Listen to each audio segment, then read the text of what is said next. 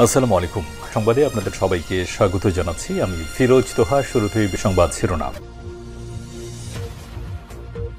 বাংলাদেশের সর্বশেষ গুরুত্বপূর্ণ আপডেট সংবাদে আপনাকে স্বাগত। শুরুতেই সংবাদ শিরোনাম, পরে বিস্তারিত।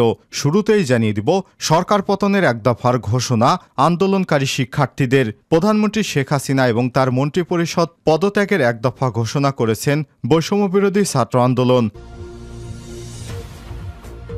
এরপর জানিয়ে দিব, কুমিল্লায় সংঘর্ষে আহত অর্ধশতাধিক। কুমিল্লায় বিক্ষোভকারী শিক্ষার্থীদের সঙ্গে আওয়ামী লীগ এবং ছাত্রলীগ নেতাদের পাল্টাপাল্টি সংঘর্ষ এবং গুলির ঘটনা ঘটেছে। এতে অন্তত অর্ধশতাধিক শিক্ষার্থী আহত হয়েছেন। আহতদের মধ্যে অন্তত 7 জন গুলিবিদ্ধ হয়েছে বলে জানা গেছে।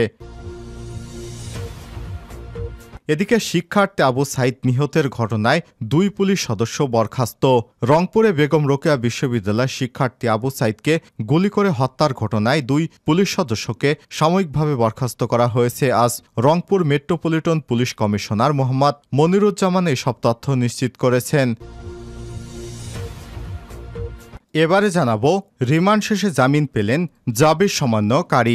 রাজধানীর বনানী সেতু ভবনে হামলার মামলায় জাহাঙ্গীরনগর বিশ্ববিদ্যালয়ের জাবির কোটা সংস্কার আন্দোলনের সমন্বয়ক আরিফ সোহেলকে জামিন দিয়েছে আদালত। শনিবার ঢাকার মেট্রোপলিটন ম্যাজিস্ট্রেট শান্ত ইসলাম মল্লিক জামিনের আদেশ দেন। এ মামলায় আলোচিত ব্র্যাক বিশ্ববিদ্যালয়ের সাবেক শিক্ষক আসিফ মাহতাবকেও জামিন দেওয়ার কথা থাকলে তাকে জামিন দেওয়া হয়নি।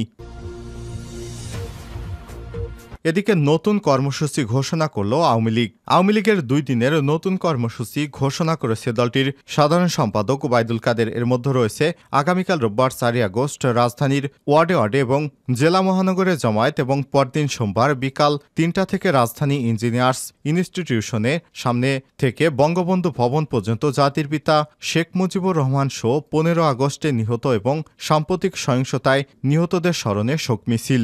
আর শনিবার 3 আগস্ট রাজধানীর ধানমন্ডিতে আওয়ামী লীগ সভাপতি শেখ হাসিনার রাজনৈতিক কার্যালয়ে আয়োজিত এক সংবাদ সম্মেলনে সব কর্মসূচি ঘোষণা করেন ওবায়দুল কাদের। এবং সর্বশেষ জানিয়ে দিব, জামালপুরে শিক্ষার্থীদের উপর গুলিবর্ষণ, আহত 10। জামালপুর শহরের হাই স্কুল মোড়ে কোটা আন্দোলনকারীদের সাথে পুলিশ আওয়ামী লীগ নেতাকর্মীদের মধ্যে ধাওয়া পাল্টা ইটপাটকেল নিক্ষেপ এবং ককটেল বিস্ফোরণ ও গুলিবর্ষণের ঘটনা ঘটেছে। এ সময় আন্দোলনকারী শিক্ষার্থী এবং পথচারী সহ অন্তত 10 জন আহত হয়েছেন বলে জানা গেছে। শনিবার 3 আগস্ট দুপুরে শহরের বাইপাস মোড়ে জড়ো হয়ে শিক্ষার্থীরা এই কর্মসূচি ঘোষণা করেন। সেখান থেকে তারা বিক্ষোভ মিছিল নিয়ে বাইপাস সড়ক হয়ে মির্জা আজম চত্বরে আসেন। এ সময় পুলিশের বাধার মুখে পড়ে সেখানেই তারা অবস্থান নেন। বন্ধ হয়ে যায় জামালপুর ইসলামপুর মাদারগঞ্জ সড়কে যান চলাচল। আন্দোলনকারী শিক্ষার্থীরা মির্জা আজম চত্বরে প্রায় 2 ঘন্টা অবস্থান করেন। এক পর্যায়ে আন্দোলনকারী শিক্ষার্থীরা পুলিশি ব্যারিকেড ভেঙে সামনে এগিয়ে যায়। পরে তারা 5 রাস্তা হয়ে চলতি পথে সরকারি আশেক মাহমুদ কলেজ চত্বরে আওয়ামী লীগের ব্যানার ভাঙচুর করে বলে অভিযোগ উঠেছে। শিক্ষার্থীদের মিছিলটি শহরের বকুলতলা আওয়ামী লীগের কার্যালয় অভিমুখে যার পথে জামালপুর নতুন হাই স্কুল মোড়ে আরেক দফা পুলিশি বাধার মুখে পড়ে। এ সময় আন্দোলনকারী শিক্ষার্থী এবং আওয়ামী লীগ নেতাকর্মীদের মধ্যে ইটপাটকেল নিক্ষেপের ঘটনা ঘটে।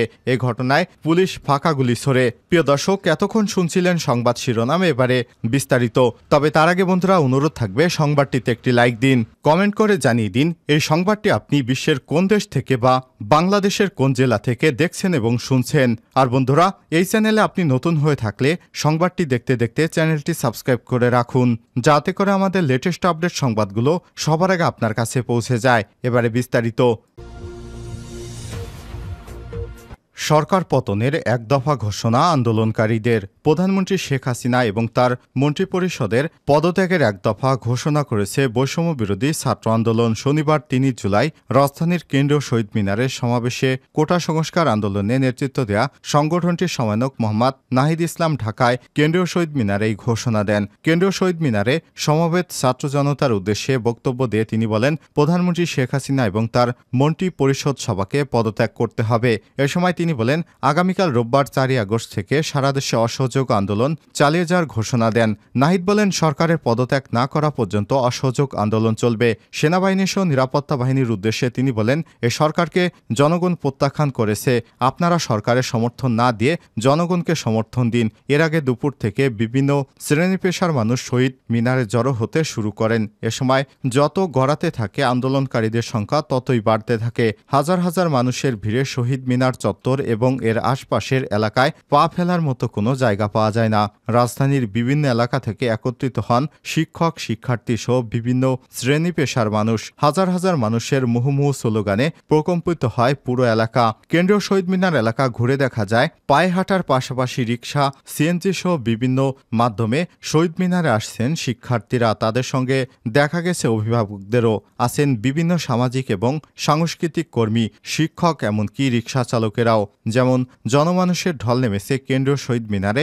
সমাবেশে যোগ দেয়া জনমানুষের ভিড় কেন্দ্রীয় শহীদ মিনার প্রাঙ্গণ থেকে ছড়িয়ে গেছে ঢাকা মেডিকেল কলেজ, হাসপাতাল, জগন্নাথ হলসহ অন্যান্য রাস্তায়ও। শহীদ মিনার এলাকায় আন্দোলনরত শিক্ষার্থীরা justice justice we want justice, স্বৈরাচারের গদিতে আগুন জ্বালাও একসাথে, আমার ভাই কবরে, খুনি কেন বাইরে ইত্যাদি, রক্ত যখন দিয়েছি রক্ত আরও দেব, জ্বালাও রে আগুন জ্বালাও একসাথে, আগুন জ্বালাও একসাথে, বুকের ভেতরে অনেক ঝড়, বুক পেতেছি গুলি কর, ছাত্র জনতার অভ্যুত্থান, অভ্যুত্থান, পদত্যাগ পদত্যাগ, শেখ হাসিনার পদত্যাগ, এমন স্লোগান দিচ্ছেন। কুমিল্লায় সংঘর্ষে আহত অর্ধশতাধিক। কুমিল্লায় বিক্ষোভকারী শিক্ষার্থীদের সঙ্গে আওয়ামী লীগ এবং ছাত্রলীগ নেতাকর্মীদের ধাওয়া পাল্টা ধাওয়া সংঘর্ষ এবং গুলির ঘটনা ঘটেছে। এতে অন্তত অর্ধশতাধিক শিক্ষার্থী আহত হয়েছেন। আহতদের মধ্যে অন্তত 7 জন গুলিবিদ্ধ হয়েছেন বলে জানা গেছে। শনিবার 3 আগস্ট বেলা 1টার দিকে কুমিল্লার নগরীর রেসকোর্স পুলিশ লাইন এলাকায় এই দুর্ঘটনা ঘটে। তাৎক্ষণিকভাবে আহত শিক্ষার্থীদের নাম পরিচয় জানা যায়নি। প্রত্যক্ষদর্শী এবং শিক্ষার্থীরা জানিয়েছে, শনিবার সকাল 10টার দিকে কুমিল্লার জিলা স্কুলের সামনে বিক্ষোভ মিছিল পালন করতে আসা শিক্ষার্থীরা, এ সময় মহানগর আওয়ামী লীগ সহ যুবলীগ, ছাত্রলীগ এবং স্বেচ্ছাসেবক লীগের নেতাকর্মীরা নিউ মার্কেট এবং স্টেডিয়াম এলাকায় অবস্থান নিয়ে শিক্ষার্থীদের ধাওয়া করে ছত্রভঙ্গ করে দেয়। পরে শিক্ষার্থীরা মিছিল নিয়ে ফৌজদারি মোড় হয়ে পুলিশ লাইন্সের দিকে এগিয়ে গেলে সেখানে আওয়ামী লীগের নেতাকর্মীরা শিক্ষার্থীদের উপর ইটপাটকেল এবং গুলিবর্ষণ করতে থাকে। এতে অর্ধশতাধিক শিক্ষার্থী আহত হয়েছে, যাদের মধ্যে কমপক্ষে 7 জন গুলিবিদ্ধ হয়েছে। পরে আহতদের উদ্ধার করে কুমিল্লা নগরীর বিভিন্ন হাসপাতালে পাঠানো হয়েছে। গুলিবিদ্ধ 6 জন কুমিল্লা মেডিকেল কলেজ হাসপাতালে ভর্তি করা হয়েছে। এদিকে আওয়ামী লীগ নেতাকর্মীদের হামলায় প্রাণে বাঁচতে ছুটতে থাকেন শিক্ষার্থীরা। তাদের মধ্যে অনেক নারী শিক্ষার্থী দৌড়ে গিয়ে পুলিশ লাইন্সের ভেতরে আশ্রয় নেন। পরে তাদের পুলিশ ভ্যানে করে ওই এলাকা থেকে উদ্ধার করা হয়। আন্দোলনরত কয়েকজন শিক্ষার্থীরা বলেন, আমরা শান্তিপূর্ণ আন্দোলন করতে এসেছি, আমাদের ভাইরা হত্যার বিচারের জন্য এসেছি। আমাদের কর্মসূচিতে আওয়ামী লীগ, যুবলীগ, স্বেচ্ছাসেবক লীগ, ছাত্রলীগের নেতাকর্মীরা বাধা সৃষ্টি করেছে। আমাদের উপর হামলা চালিয়ে নির্বিচারে গুলি করে এবং আওয়ামী লীগের নেতাকর্মীরা পথে যেয়ে বাধা দিয়েছে। শিক্ষার্থী আবু সাইদ নিহতের ঘটনায় 2 পুলিশ সদস্য বরখাস্ত। রংপুরে বেগম রোকেয়া বিশ্ববিদ্যালয়ের শিক্ষার্থী আবু সাইদকে গুলি করে হত্যার ঘটনায় 2 জন পুলিশ সদস্যকে সাময়িক বরখাস্ত করা হয়েছে। সাময়িক বরখাস্ত হওয়া পুলিশ সদস্যরা হলেন উপপরিদর্শক এসআই আমির হোসেন এবং কনস্টেবল সুজন চন্দ্র। এ সময় তিনি বলেন, অপেশাদার আচরণ এবং শৃঙ্খলা পরিপন্থী কর্তব্য কাজের সঙ্গে যুক্ত হয় তাদেরকে বরখাস্ত করা হলো।